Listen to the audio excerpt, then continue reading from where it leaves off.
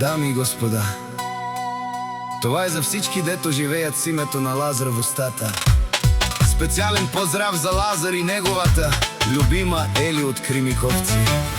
Щом се събудят, първо за Лазар говорят. Щом си легнат, пак името на Лазар го втарят. До него Ели, вярна до край, заедно вървят, без да гледат назад. Всеки слух е безплатна реклама, всяка интрига прави имената им по-големи. Лазар и Ели от Кремиковци с гордо вдигнати глави вървят напред. Душманите говорят ден и нощ, но тях това не ги променя.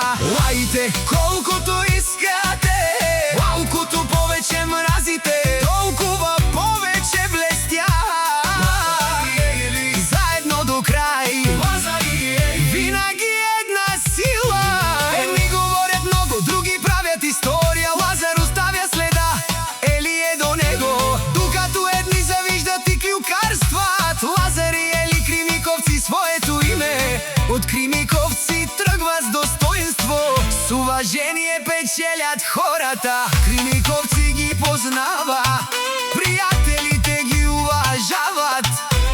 Лазар не свежда глава, Ели не губи усмивката си. Рамо до рамо срещу бурите, заедно минават през всичко. Там, където има обич и чест, няма място за завист.